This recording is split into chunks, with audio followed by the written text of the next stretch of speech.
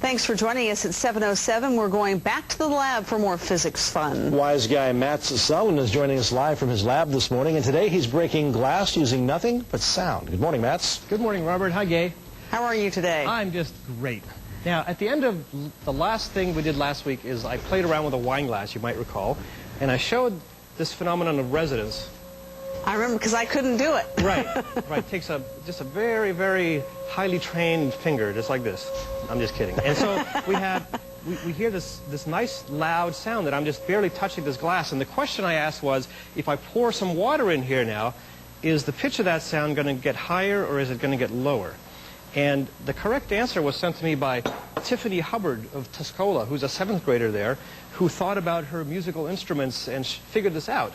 And she knew that it gets lower. So when I do this now, you can hear that you have a lower pitch. And the reason for this is that the frequency that something vibrates at has to do with a couple of things. How springy it is, and the springiness doesn't change by putting water in there, and also by how much inertia it has. And the water has the effect of increasing sort of the inertia of this cup, and so the pitch goes down. And you can see the water waves in there. You can play around with this at home. It's very cool. But the point here is that an object likes to vibrate at a certain frequency, and wine glasses have very specific and sharp frequencies that they like to vibrate at. And so I have over here a wine glass that I have set on this little tray. Right next to it is a speaker, and if I turn on this annoying sound generator and I put sound into the speaker at the exact same frequency, you're going to see that the glass starts to vibrate because that little piece of tape that's sitting on top is going to move. Very good. Okay. Now, it actually vibrates quite a lot. You can't see it unless I do this. I have a strobe light, and now I'm putting the strobe light on here, and this strobe light is going at about the same frequency as the speaker is, and as the glass vibrates. And when I turn it up, can you see the top of that glass kind of oscillating, sort of breathing? It kind of goes like this. If you look at the opening of the glass, it has that kind of a motion.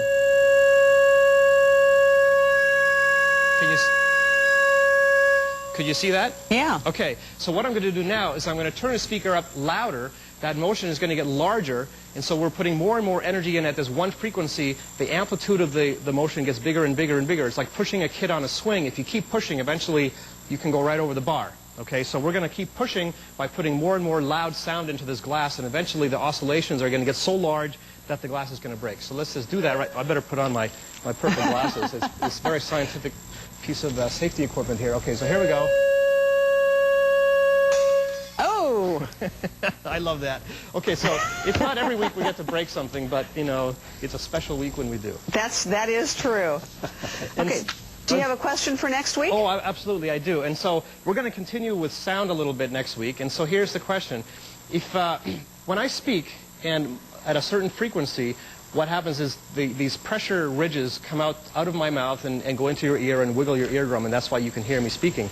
If I speak at a higher pitch, at a higher frequency, sort of a higher sound like that, are the little ridges that come out, these pressure ridges, is the wavelength, do they get farther apart or do they get closer together? In other words, if I have a higher pitch sound, are the waves closer together? That's the question, or are they farther apart? Okay, and if you have the answer to that, you can email it to wiseguy@uiuc.edu. We also have a link to the Wise Guy's website from ours, WCIA.com. Okay, thanks, Matt. Sorry you had to break a glass, but all in the name of science. Oh, it was a pity. So we'll see you next week. Okay. Broke his heart to have to do that.